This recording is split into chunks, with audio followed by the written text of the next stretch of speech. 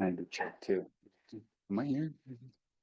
I know your last name by heart because like when we went through everything, but it's like I try to get the first names now, and it's like you have my brother's name. So I'm remember that. I'm a twin, Oh, and so I've never had anybody get my first name right my entire life. So I'm okay with you getting it. A lot of people just go with the last name. one of my really good friends' name is her last name is Duffy. Oh. And we were up in Alaska together, and that's all she went by was Duffy. Chris. Yeah. Yeah, we built in. That's odd too. Your first page is searchable, but your second page in the agenda isn't. Oh, yeah, so because we have to sign and then, because it's a wet signature, it's like a scan and upload. I don't know how Jen does hers. Create an electronic signature. Yeah, but Can't do it. I mean, I have an electronic signature. Does it I have can do that in the future if that helps you. But just from a searchable point of view, Yeah. because I do search on agendas every now and again and try to find something that, is referencing, so. A lot of times what we'll do is just have a signature page that follows in the back and you just have the Yeah. e-signature page. That way that can be blocked without having the whole document blocked.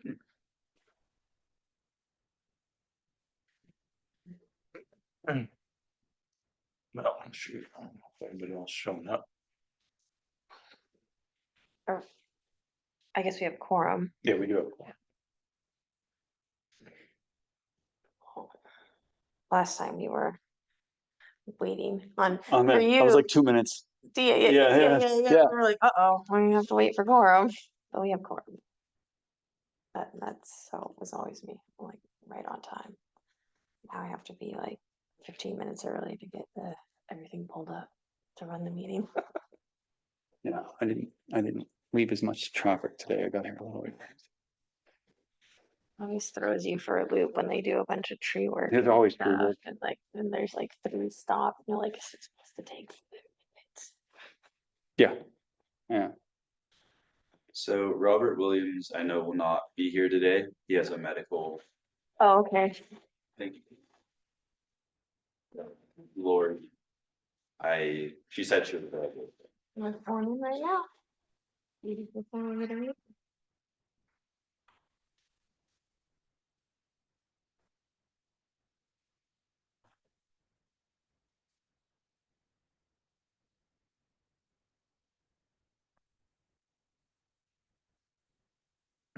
Yeah. Oh, wait. Oh, other door.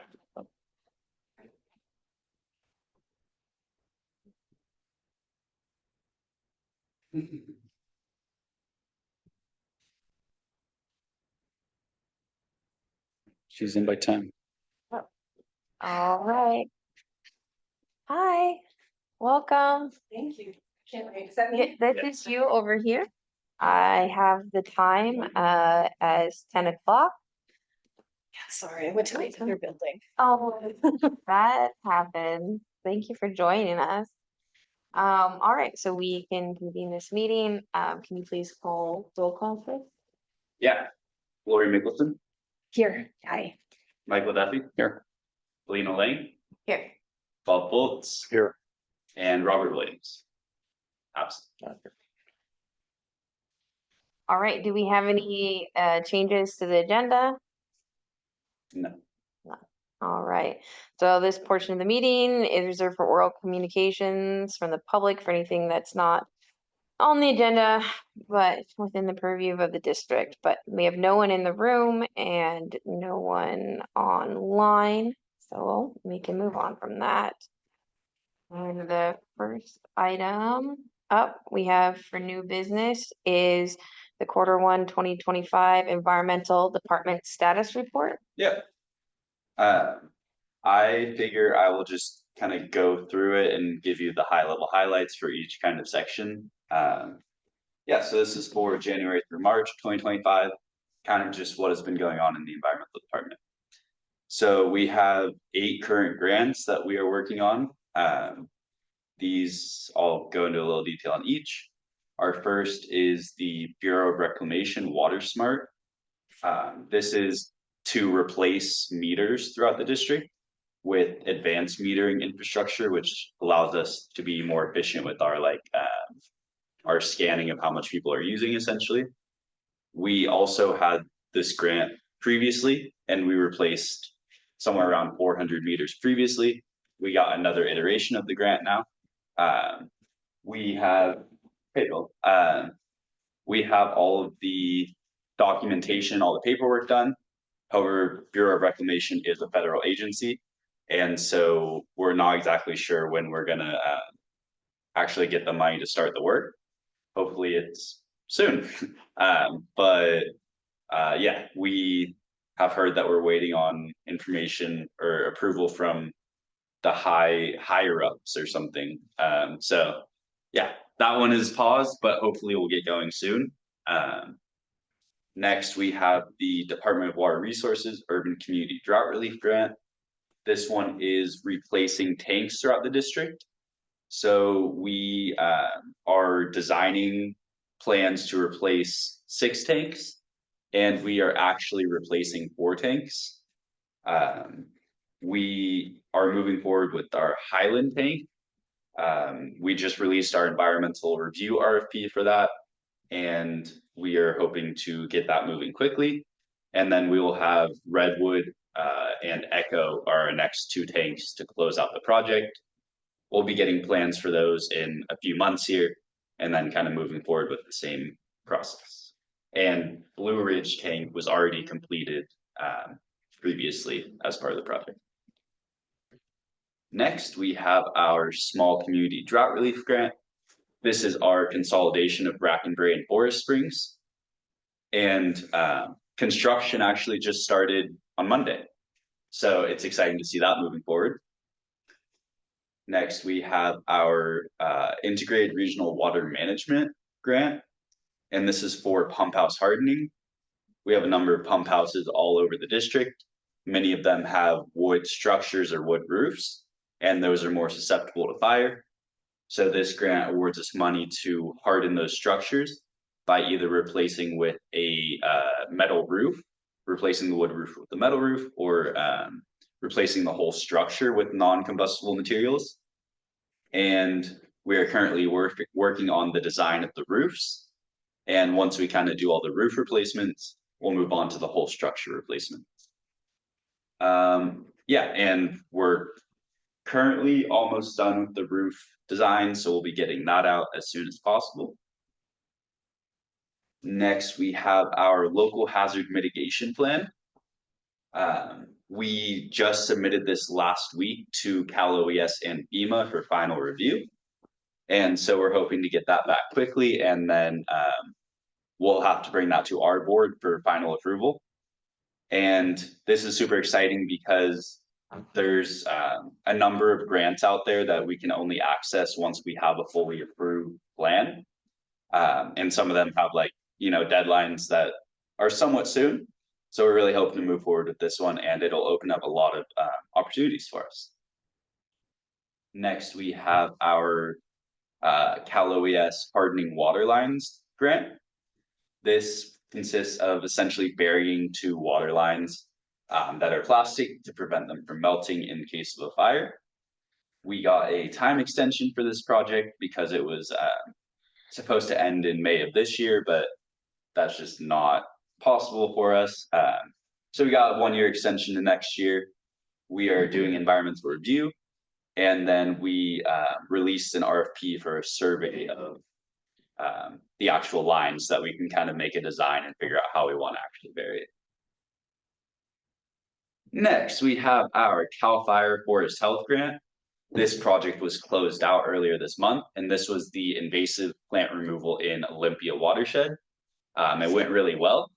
And our next step for this is we are planning a public tour to kind of bring people out and see the work that we've done to help steward our watershed. We don't have the exact details for this. We're kind of honing those in. But yeah, I'm really excited to get people out there and show them what's been happening out there, the good work. And our last grant I'll talk about is our fire prevention grant.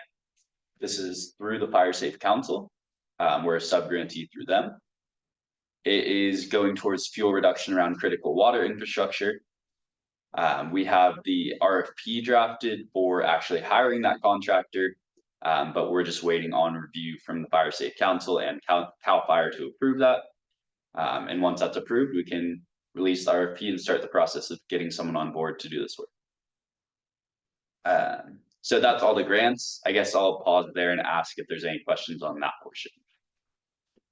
Lloyd? I'm just wondering if we're thinking that we're gonna have problems with FEMA, like with the Bureau of Reclamation, since it's a federal agency as well.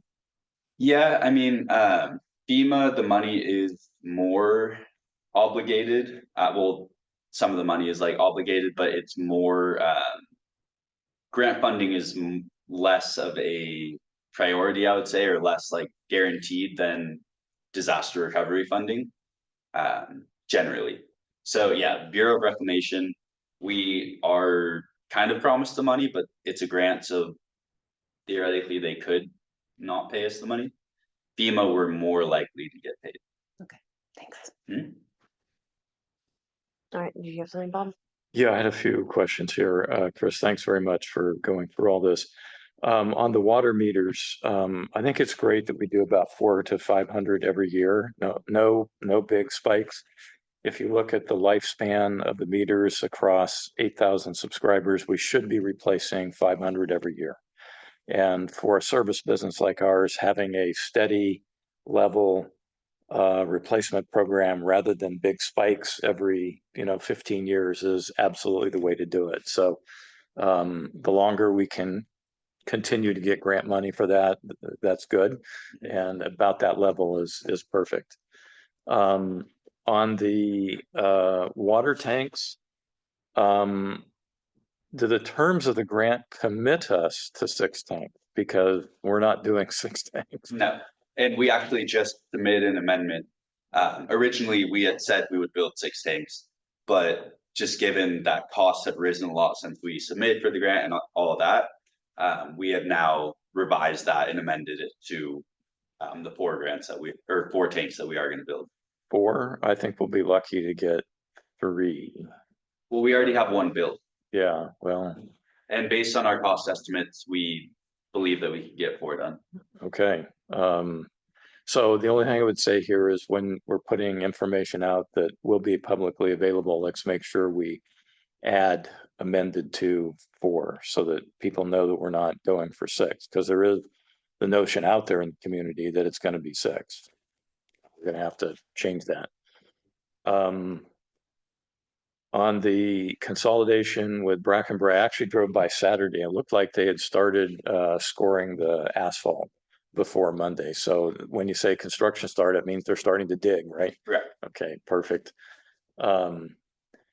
There's still some work going on with Sandos to get the Brackenbury alternate redesigned with the new specs. So hopefully we'll be able to extend that construction.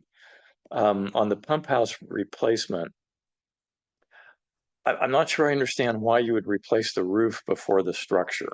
So when you do go back to do the structure, won't you have to pull the roof off? And Well, it's different pump houses. So some of them have, structures that are built of brick or something non-combustible, but the roof is wood. okay, And so those ones we would be replacing the roofs, okay, but some of them are all wood. And so Yeah, those would, most commonly it'd be structures where it's a CMU structure, but the roof is wooden. So those are really the easy low hanging fruit of. okay. So let's wrap that, the structure is fine, we're just replacing the roof. okay, so we wouldn't be putting a roof replacement on a wooden structure. Correct, yeah. Okay, good, because when Yeah, you're those ones talking, were it pegged sounded that like that this might will be. take a full structure. Okay. And let's see. In terms of grants in general, what kind of indication do we get from our grant person as to availability? Because my concern with the state being in its not good financial position and the Fed's cranking back on spending, Mhm. that these are areas that could potentially be considered candidates for cuts. yeah, I mean, we are still seeing a fair number of grants that are rolling through. Okay. From our side, it's really about our capacity to manage grants, because we currently have 8 grants, and that takes up a large chunk of my time. Yeah. And so I'm not sure that we can manage anymore with our current staffing levels. So that's another thing to consider besides the availability of grants, is our capacity to like actually manage them. When you say manage them, is that mostly paperwork type management? Yes. Yeah, it seems to me that hiring somebody as a temp or part-time or something like that, just to work on the paperwork might be something we want to consider recommending. Yeah. You know, it wouldn't have to be full-time permanent, because obviously grants come and go, but getting you some help at least on managing paperwork makes sense. I was thinking that looking through all of the list of projects and that those spreadsheets, that maybe you need a helper more than you need a new SUV. Yeah, definitely we have budget built in for an environmental planner under me, or like we were talking about the possibility of a grant manager, but it seems that that is held off until we get a general manager, permanent. But you know, we'll see how that process goes, because probably a couple months down the road at least. Yeah. Okay, great. Thanks for your comments. Michael? Thank you. I just have a quick follow-up regarding the Bracken Bray and the Forest Springs grant.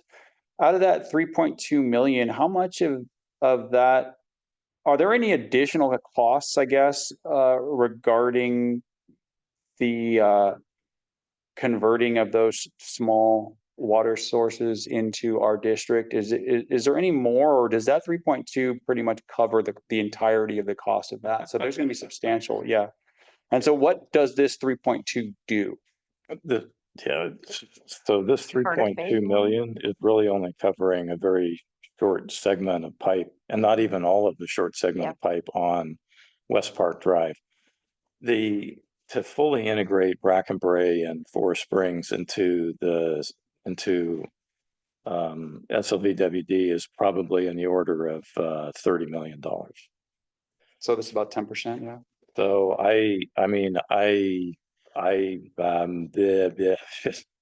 so the good news is Bracken Bray has about 1.4 million available for their piping infrastructure, which will probably get a large percentage of the pipe in that they need based on the change in specs that everybody's agreed to, but it probably won't be 100%. And Forest Springs at this point in time has no funding, period. That rounds up to zero. Unfortunately, they missed the FEMA window to get FEMA funding. And so I guess the aspect of that would be then, are we looking to continue to bridge those gaps with grants, or is that going to be coming out of reserves, or what is the budgetary aspect as far as accomplishing the goals of finalizing? I would say that, you know, the Bracken Bray people, the acquisition of funds are probably going to be to fall on the neighborhoods for the most part. So they have to organize themselves, and we can provide support. We can't pull from our reserves since they're not our customers. Right. And then ask our customers to pay for someone I- else's water Yeah, system. that So, makes yeah. perfect sense. Although are we, I guess, somewhat obliged or interested as a district to continue searching for grant funds to bridge that gap? Or is this something that we're going to have them shoulder completely? Obliged, no. We can support, but they really do have to go and pursue this funding as a organization. Okay. However they decide to get it. And of course, you know, we don't want to leave people hanging, but the costs of bringing Forest Springs in the system are just astronomical. It's a very, very large number. So in the meantime, we continue to supply them water, right? So they're not left without water resources, but it's on substandard infrastructure, mainly 2-inch galvanized, right? I think is the main lines are 2-inch, and yeah, so it's Yeah. a lot of people still can't move back into their houses because they don't have the fire suppression requirement. Yes. And so they're technically still like red tagged or.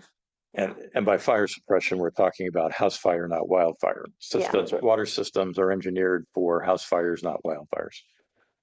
Thank you. Yeah, so I guess we kind of talked about it a little bit, but my biggest issue is that I only see one new grant in the pipeline, and I understand that you have limited capacity, but I feel like I'm really worried about what this means, like moving forward and keeping projects going, that there's really only technically one new, because everything else looks like it's closed out, besides that. And so, yeah, I know there was a little bit of talk in the administration committee about restructuring and getting a project manager or a special projects manager and taking away the person below you. But I hesitate a lot on that because I see you have a lot on your plate. And I just want to encourage you to be vocal about keeping that position below you because I think that you need it. So like, yeah, just keep being vocal, like you need it and here to support you and making sure that these projects get done. I do have there was some grant stuff in there about the tanks, but I think I'm gonna wait until the next, so like we're gonna be going over that a little bit heavier on the capital improvement list here. So I think that's really all I have for that, just make sure. Oh, when is the Cali OES hazard mitigation grant program? When is that coming to the board? Because you said it needs to come to us. It will, but it needs to go through both Cal OES and FEMA review first. Oh, okay, And so- so Okay. I'm not exactly sure what the time, it shouldn't be too long. But FEMA would be the Variable. Apparently they were not reviewing them for a while. But I heard maybe they started reviewing them again. So yeah, again, I'm not exactly sure. When they're done cleaning their bathrooms. so they Right. don't have any So hopefully in more. the next few months would be the goal. Okay, Can I follow up Yeah, on go that ahead. because about the staffing? Chris, in terms of the paperwork and the management of the grant, does that require a high degree of technical skill or is it primarily basic Microsoft Office familiarity with guidance from yourself on what to do? Is it something that really requires high skill level? No. Okay, so what I would encourage all of us to do is because I don't think we need a new general manager to hire a temporary person or a administrative person that can help you 10 hours a week or whatever it is that's required.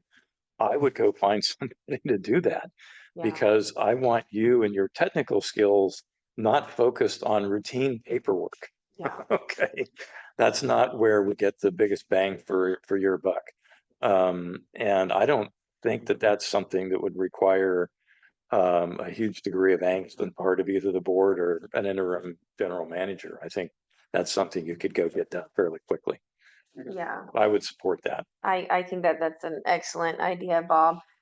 Just because even if like say we get a general manager in here in 2 months and then they're green and have to get caught up and then that's another 2 to 4 months and then you got to hire someone and then another 2 months. So and before long you're so far out and we've missed all these grant opportunities that like I think if you need the help that you should be getting the help. Yep. Yeah, So, I appreciate the support on that. Yeah, it definitely weighs me down, especially like Yeah, and prevents me from yeah. doing a lot of other land management and And that's not just other good. project. Yeah, May I add a follow on to Yeah. that? Are we in a position as a district, do we bring in interns at all? I mean, is that a possibility? we have in the past. Because it seems as if this job might not be a full job and there's probably plenty of people with those skill sets who are more prone to being an intern, maybe even just Yeah. through the summer, probably knock out a whole oh, bunch of that's good work. it. Yeah, Coming yeah, into no, that. I Yeah. absolutely. I know Santa Clara Valley Water just did a bunch of intern hiring over there and they have a huge program. My husband manages a couple of them, so Yeah, that's a good idea. yeah. I like Okay. that. Get creativity. I think that's a great idea. Yeah. Let's get it done. All Any right. other comments on the grant portion? And we can go up to public comment. No one's in the room. I think no one's still online. And I Like- still have more to cover for this item, I guess, before Oh, okay. we go to public comment. I just Oh, want okay. to Not, stop I at don't that think portion because it was quite my a Zoom lot. won't really come up, but I don't think there's anyone online. There's no one online, so go ahead. Okay. Next for our kind of more environmental compliance or other projects that we're involved in other ways besides being just grants. First, we have our conjunctive use project. Conjunctive use is essentially where we are trying to send water all around our system so that we have less reliance on our groundwater. And essentially we can just send water between our two systems, which the district is composed of. Currently, we're operating this way on an emergency fashion, but that emergency will not last forever, and so we want to make sure to get our water permitting and diversion rights so that we can do this, operate in this way permanently. One portion of this is our Loch Lomond feasibility study. We have an allotment from Loch Lomond Water, which is City of Santa Cruz, for something like 300 acre-feet a year. However, we don't have a way to get that water currently, or treat it, or there's a lot of hurdles in the way. So we have a study which is being completed to figure out the best way for us to get that water. And we expect a final report in the next few months here on their findings. And then based on that, we can move forward with the kind of how we want to approach conjunctive use and permitting and everything that goes along. Okay, so one's a really dumb question. a point What of are, order, what's our ground? Excuse me, point of order. Just from a management of committee point of view, Leanne? Elena's the chair and will recognize us. Oh, Sorry, as that, it's yeah. a little less formalness, but it's okay. Yeah. Yeah, go ahead, and I can also answer some clarifying questions if that's confusing about that allotment as well, but go ahead. No, that's good. I was just wondering, generally speaking, where you said two systems. Can you just tell me a little bit more about that? And then my second question was, I think your memo said permitting is on hold, and I'm just, if you could elaborate a little bit about that too. Yeah, so we have taken over, like the district has grown by taking over other water systems. And we took over what was Cal Water, I believe, in Felton. And that system essentially became our Felton system. And then everything above is our other system. North system. Yeah, North system. Okay, very specific. So yeah, essentially we have those two different systems. Wait, excuse me, we got three. Three. South system and Scotts Valley. In terms of what the state water board considers a water system, it only considers North System and Felton. I know that has to do with like the water sources as well as the distribution system, but Oh, it would be in so our best water- interest, obviously, in the future to have one combined system, Right, which is essentially how it's operating now. yeah, and we just need to do the permitting to make that permanent, combining the two systems. And essentially the permitting is on hold because we don't know what approach we want to take yet, especially as regards Loch Lomond Water. So I think once we know how we want to proceed with that, we'll be able to kind of start the permitting process. So it's not a state water board issue, it's a local. Right, Got it's it. us, yeah. Can Thank you. we back it up just a little bit more? We'll go a little higher level, and then we'll bring it back down to the conjunctive use to get everyone caught up. So when we talk about our Loch Lomond allotment, so Newell Creek was dammed way back when, and it was actually our land, and we sold it. And so then they gave us an allotment amount out of that dam. We have never asked for it in the past. This is the first time that we've actually asked for it.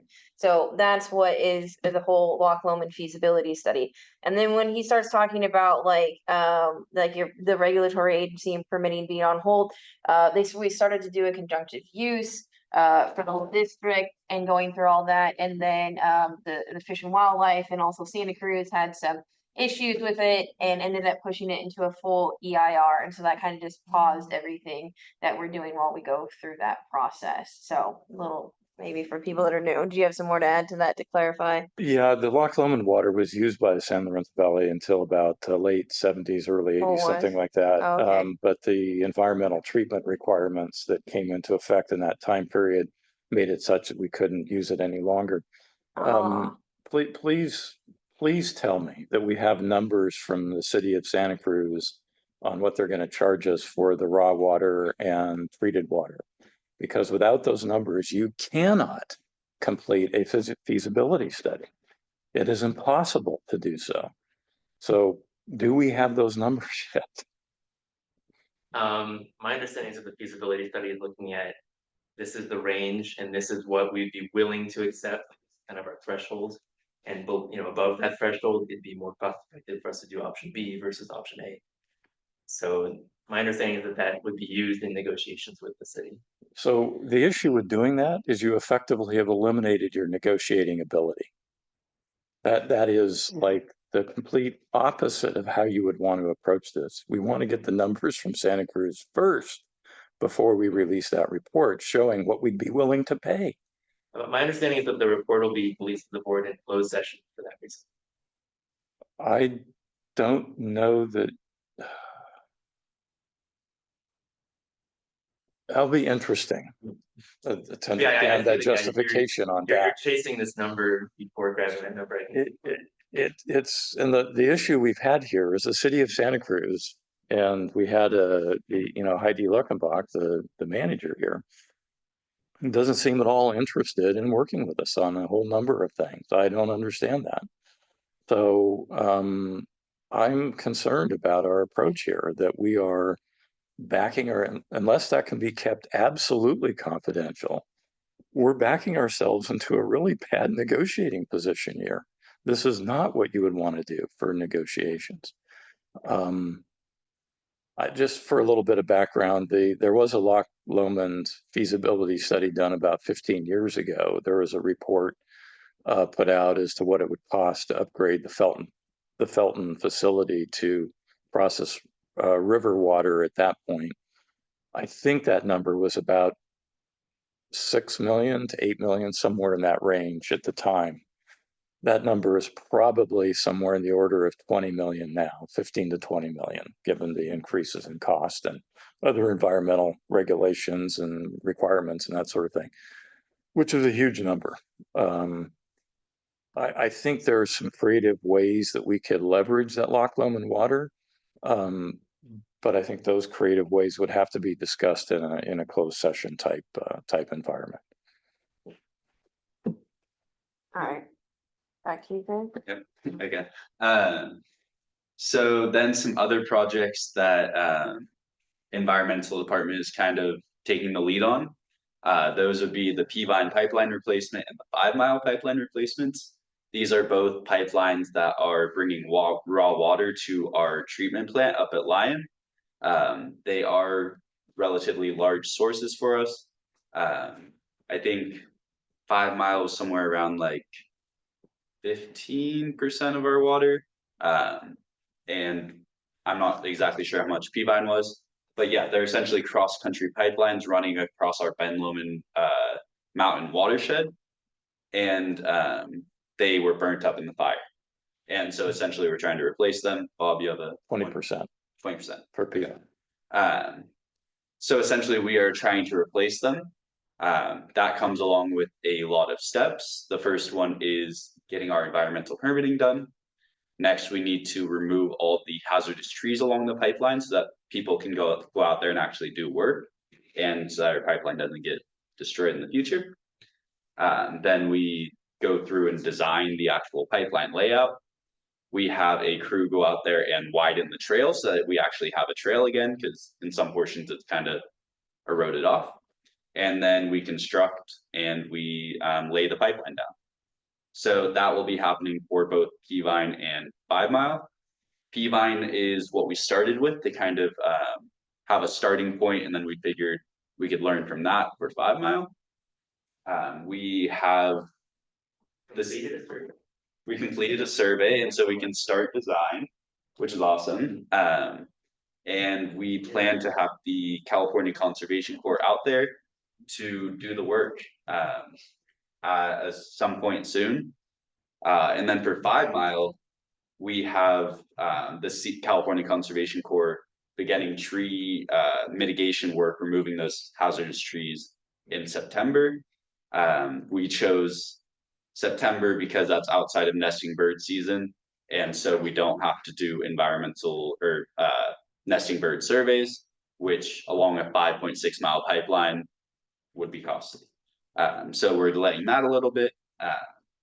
But yeah, those are both huge projects for us that are identified as priorities and that environmental is kind of helping to drive.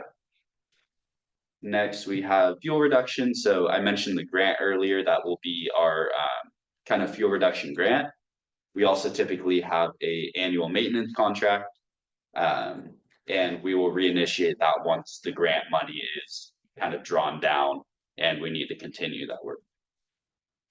The Fall Creek Fish Ladder project closeout is just about complete. And we need to maintain the revegetation. We replanted stuff on the hillside for a certain number of years. So we just need to make sure to stay on top of that. Our Sandhills Habitat Conservation Plan, I think we've already discussed this somewhat in previous meetings, but this is to help protect the endangered species in our Olympia watershed property. We're completing mitigation for Robeson Homes also on this site. And I want Jody to come present to this committee as well as the board. The timing just hasn't quite worked out in terms of getting her to come, but I'm hopeful for our next meeting, we'll be able to make that happen. We have cross-country pipeline replacement projects as well. So this is 5 different pipelines that we are replacing, which are essentially all from FEMA disasters. And so we are conducting the environmental and cultural review for that so that we can actually get those projects going. And last there, we have the Lion Treatment Plant access road slide. So the road to our access, or the road to our treatment plant, has had landslides essentially on the road. And we are looking at different kind of directions to go with the road to fix that. That's a FEMA project, and yeah, that's a high priority for us, obviously. Access to the front. Let's see, any other highlights for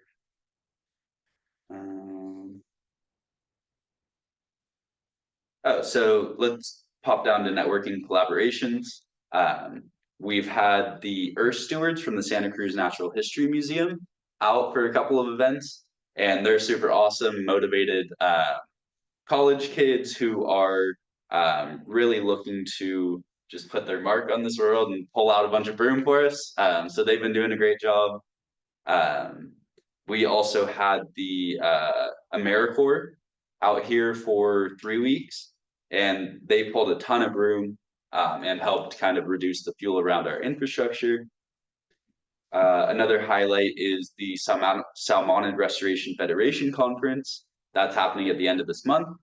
And it's going to be super awesome. We'll have a tour of the Fall Creek Fish Ladder. And yeah, it'll be a great time. If you guys are interested, me and Alina, along with a couple other people, will be presenting at the Fish Ladder on one of the tours. When is that? That is April. That's next Wednesday. April next Wednesday. Be the 30th. Thank you. What else? Yeah, Okay, yeah, I think I will leave it there and ask if we have any questions now. Right. Do we have any questions, Yeah. Bob? Comment. So we collect rainfall totals at probably the driest place in the San Lorenzo Valley watershed. And even that, it shows about 80%, though I guess we're getting some more rain a little bit later this week. Maybe we'll get another inch or so, I don't know. Anyway, my point is that we've had now 3 years of above average, 1 year of 80%. I'd like us to consider talking about removal of the drought designation that we have. My issue with having, if you're in a drought all the time, then you're never in a drought, right? It's sort of like you desensitize people to what a drought actually means. And after 3 years of above average and 1 year of 80%, I think we can safely say we're not in a drought right now. And in fact, the state of California recognizes that as well. If you look at their drought maps, at least the last one I saw, maybe they changed it, but the last one I saw, they weren't showing us in a drought. And you're talking about the water shortage, Yeah, page one. Yeah, we just, I mean, it, again, it sends a, in my opinion, it sends a bad message to the community when you're not really in a drought. You say that you are from a policy point of view. Maybe we can talk about that at a future meeting. Yeah. All right, Yeah. Michael? I got a couple of questions. First of all, with the hazard tree removal, what is the process for actually removing the material? Is it a lop and scatter? Is it chip on site? Are you taking it all out and bringing it to the dump? What was the? Access basically entails that we are just leaving it all on site, and lop and scatter as much as possible, but it's really steep in some of the areas, I so understand. That's it okay. just laid down some of the time. Another question, and I know this is probably more for the feasibility study you were discussing regarding the Loch Lomond. Mhm. Is 300 acre feet of water a feasible number? In other words, is that water actually available, or is it already spoken for? And so I guess when it comes to negotiation, how steep of a battle is that going to be? It doesn't seem like they have a whole bunch of water, and especially in some dry years. So that it'd be interesting to know, really, after everybody else has spoken, before we even get into the equation, how much water is actually left. We are entitled to that water. Yes, yeah, It is our water. yeah, but that water has to be there for us to be in. Yeah. Yeah. I'm entitled to a lot of food at my house. That doesn't mean I get to eat.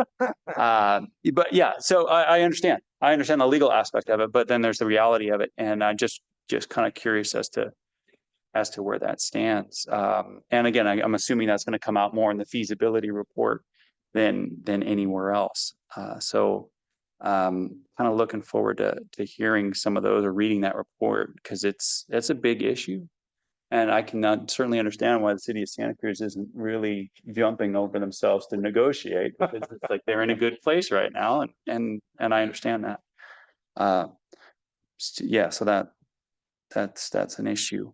And I don't want to come across as flippant or anything, but I've noticed that a lot of what we're doing as a district, certainly as capital expense and a grant, and our direction is still recovering from the CZU fire, which was almost 5 years ago, 4.5 years ago. And I'm wondering, what's taking so long?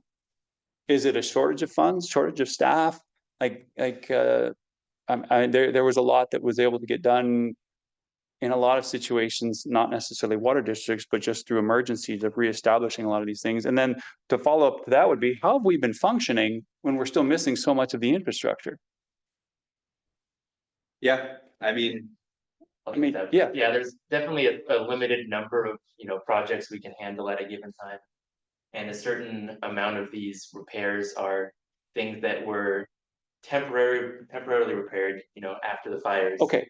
And those temporary repairs have lasted us for at least 5 years, and, things are operational, so, we're not running around like chickens with their heads cut off, but, this is a temporary pipe that's laid above grade somewhere that's, Understood. the community has water, but we'd like to have that be a buried pipe that's a little more protected. May offer some additional perspective. So immediately after the fire, the Foreman Creek intake was restored, I think, immediately. I think it was about a month and a half, 2 months, something like that. That accounts for 40% of our north system surface water intake. Okay. So it is a fairly large amount. Yeah. The rest of the water, believe it or not, is coming out of Felton. The Clear Creek, I don't know if you've ever walked, up to Clear Creek. I've done it a couple of times. It is a roaring creek. And it produces a lot of water, and due to the emergency operation that we're operating under, as long as we meet other requirements, we can take water out of Clear Creek and send it up here. You're saying Felton and Clear Creek. Excuse So me, you're not Clear confusing. Creek. Yeah, Clear Creek. Fall Creek. Fall Creek. Are we even reconnecting to Clear? Well, that'll be part of the 5 mile Okay. pipeline. But sorry, my apologies. Yeah. both Fs, and I got a little dyslexic there. So Fall Creek. We can take a lot of water out of Fall Creek and have been doing that. And that allows us to operate almost 100% surface here during these good rain years, all the way into, I think, even August or September. So, And we're still maintaining our bypass flows. and we're still, I mean, those are all that chart that we used to get from operations every quarter. So we're still showing and maintaining the bypass flow. Okay. So good for us. Not a great long-term solution, but it certainly allows us to bridge the gap until we get other sources back online. Well, yeah, and the long-term solutions within the capital expenditure table, so I understand that part of it. And so I'm just wondering when we got that much work to do, and I'm glad to hear that, yeah, we're leaning heavier on some other sources, but so we're not quite limping through. And going back to what Bob was discussing regarding the water shortage notice and everything, you know, certainly if we had limited capacity, then that water shortage would still be legitimate, whether or not there was a rainfall issue or not. But it sounds like we're able to at least passively make it work. So thank you. Thank you very much. All right, Lori, do you have anything? Okay. I just was you're going through all that. I kind of saw the Earth Stewards, and maybe that's a good avenue to find some interns, some people that are already have their heart in this, and I thought that's- yeah. yeah. So I just saw that. And then since Fall Creek did come up, and it says everything was closing out, and we're wrapping that up. I did see in tidbits that this week that we're having some booster issues on Fall Creek. What's going on there? Yeah, from what I've heard from operations about it, they're having operations and water treatment. They're having some issues with one of the boosters getting kind of clogged with sand. So I know part of it might be us learning how to operate this. Part of it might be a design issue, and I know part of it is also once you put new infrastructure into the creek, it takes a while for the sediment to kind of reset itself into a stable state. So as soon as you put something new and release the creek, there's going to be more than higher than average sediment. So we're currently looking at ways to get that flushed out and get both boosters back online. Okay, I would assume that you have screens and everything on that for the fisheries. Okay, yeah, okay. All right, any further comments on that or move on? Are we done? Are we closing this one out? Yeah. Okay. Thank- All right, public comment. There's no one here. Remember to do it, so I don't forget. All right. So we are moving on to the second agenda item, which is a capital project list. Yeah, and for this one, I don't plan to go through the project. I figured I had heard that you guys wanted to see this list, so I figured I'll bring it to you, and you might have questions about some of the projects, and we could kind of. Okay, yeah, I definitely do, but looks like you're eager over here. You can Well, start this. What about the list in general? Yeah, I mean, we talked about this in the engineering committee, and one of the things that I volunteered to do at the end of that, which Garrett's been busy, so we haven't been able to meet, is working on what a policy would be for assigning priorities to selection of projects. That was exactly my question. Yeah, I think in the past, it's been rather ad hoc. And the thing that I don't like about ad hoc is it doesn't bring a lot of transparency to the community.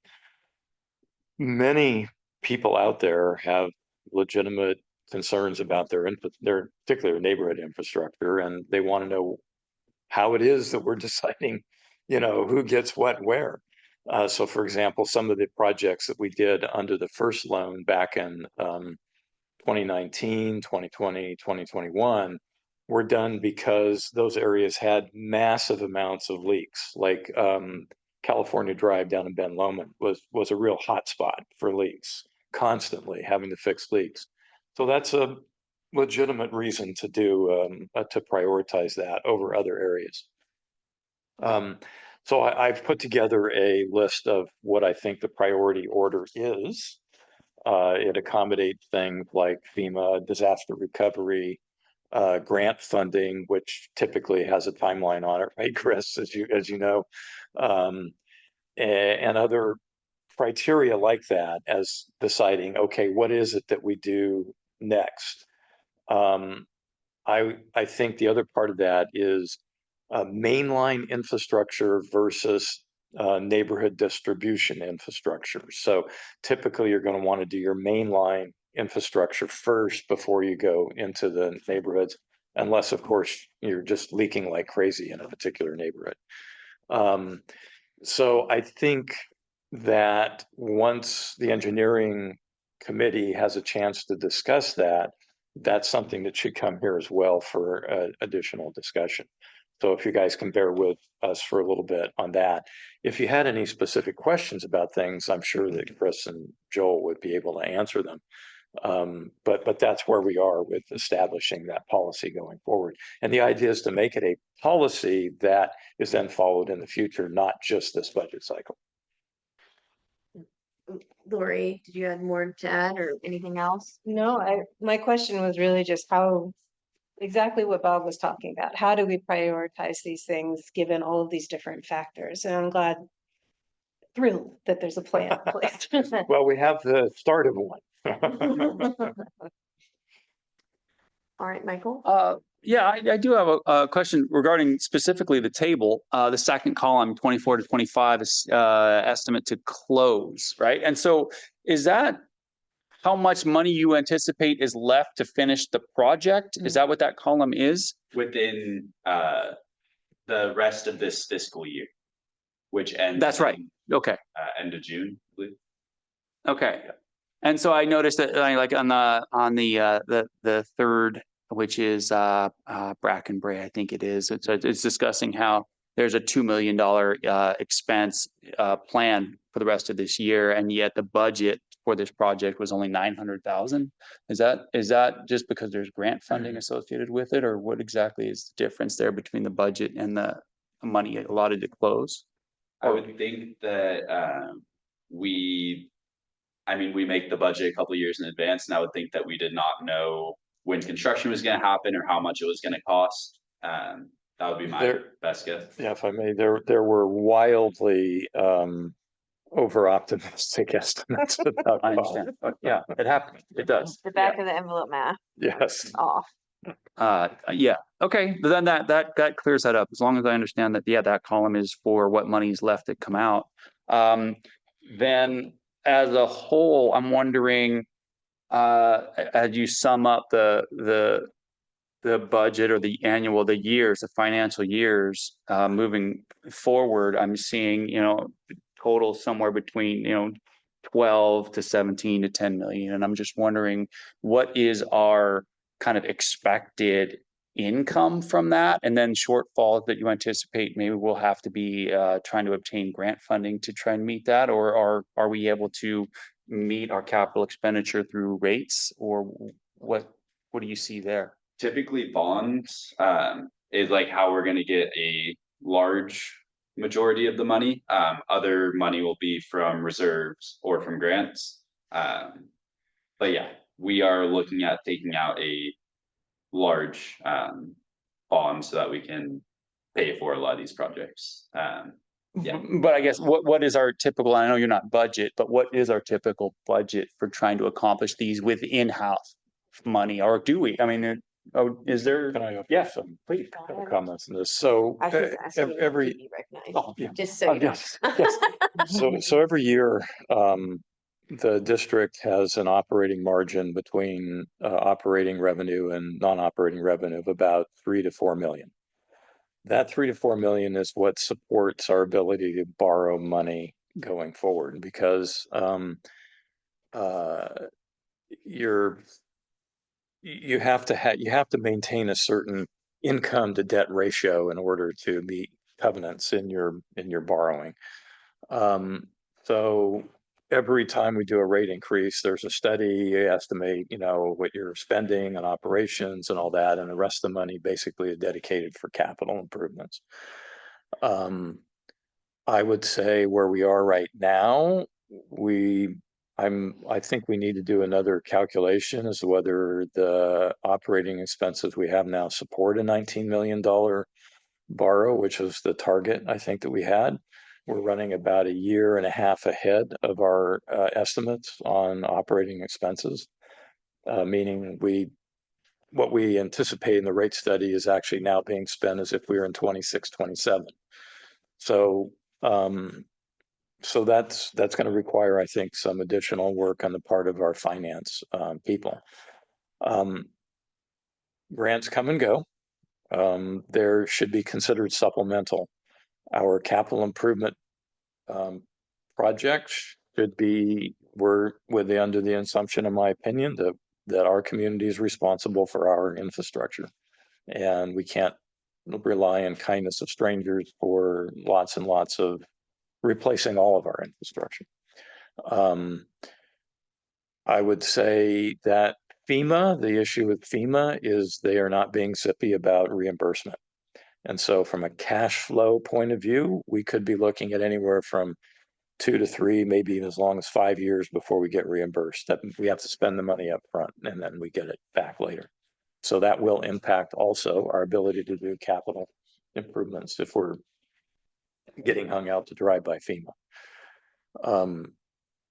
So I don't know if that helped or confused, but No, it gave quite the yeah. ballpark. I mean, we're bond heavy. we We're need loan heavy. well- Yeah, it's well, or grant heavy. historically, we have not been loan heavy because we didn't do much capital infrastructure. Starting in 2018, we embarked on a massive program and we've taken out $30 million of loans since 2018, whereas before that, we had hardly taken out anything for decades. I think the last big one was the North Boulder Creek loan that was taken out in the late 90s, I think it was. So historically, we've not been on this kind of a program.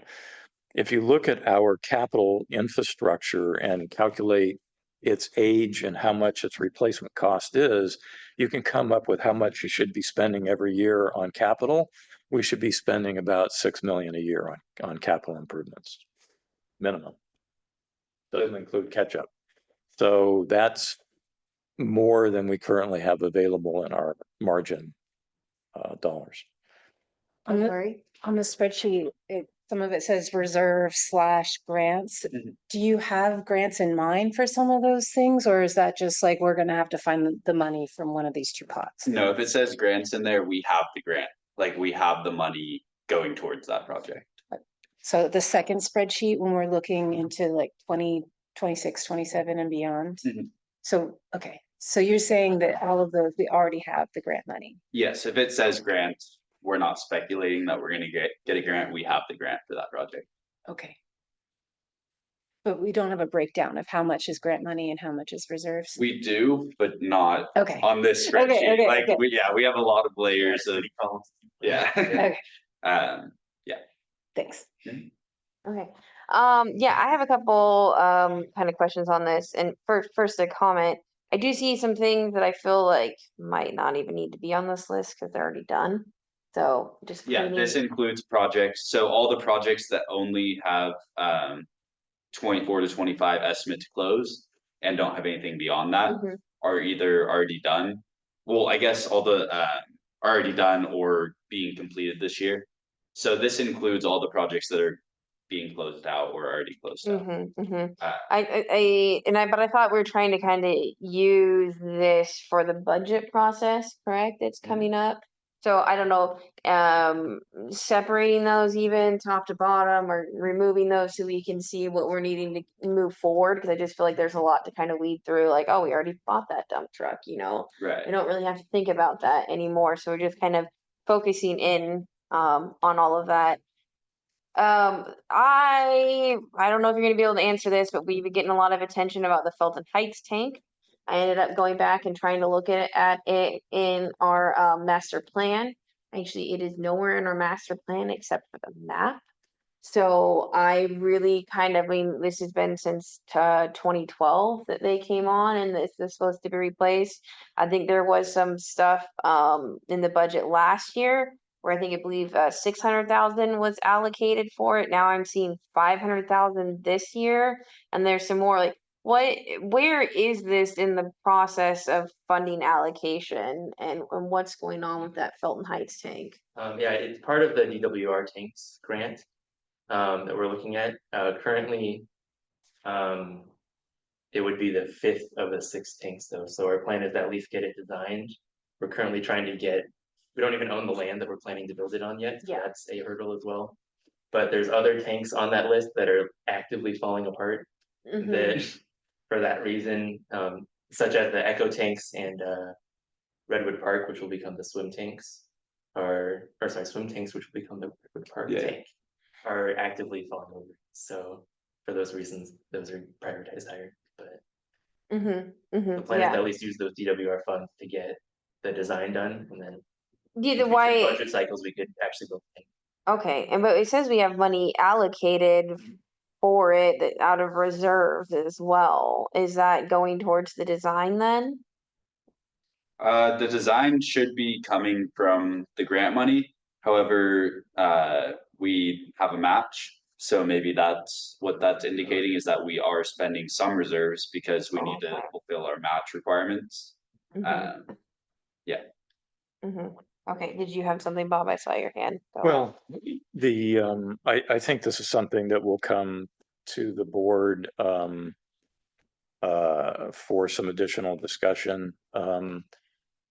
Just, just for historical purposes, you can imagine, how frustrated a community is when they were told, when they came into the district, that their tank would be replaced promptly, and almost 15 years later, and it's still not replaced. The policy I'm putting together will address this as part of a priority thing, that if we make commitments like this, they're to be implemented immediately, or at least promptly, and not delayed this long. The landowner is willing to sell. He has a couple of very critical questions that we need to get answered, which I believe we can answer fairly quickly just by asking the right people to do that. It's a, you know, it's a friendly type situation. He's just concerned about any financial impact to him, and that's a reasonable and legitimate concern for him to have. Mhm. So, I my opinion here is this: we need to make sure that we prioritize this appropriately, given the fact that these people have been waiting a very, very long time for the district to fulfill its promise. It's also really for fire as well. Like Garrett was telling me, that tank will empty in just a matter of minutes if they had to fight a fire with it. Yeah, I mean, it's So even though it's not falling y- apart. yeah, it's a a very small tank, and I don't know if you guys have been up there or not, but it's right up against a very large preserve, I guess you could say, forest preserve. Their neighborhood is like right there, so they're on the front lines of any fire that would come through. Not that these are designed to fight wildfire, but it does make them nervous. Mhm. Yeah. That is really the only things I have for that, and just kind of to echo like what everyone else, what Bob and Lori had said about like a ranking system to kind of just understand these a little bit better. But did we have any other follow-up comments? I did have one other Go thing. ahead. On the policy, we'll also be asking us to break down on the year budget, whether it's design or construction, right? There's phases of, and a lot of times I think what happens is we put money in a particular year, but we don't say whether it's designed or implemented. And people get expectations set that don't actually meet the reality. It's no fault of staff. It's the way that we as a district sort of communicate information. So, so that'll all be part of a policy, or I hope a policy that the board adopts around how we do capital budgeting going forward. Right. Anything else? I Okay. don't think so. Do the public comment. No one here. No one online. All right. All right. Well, I see 11:01, and we can adjourn this meeting then. Thank you, everyone. Thank Thank you. I haven't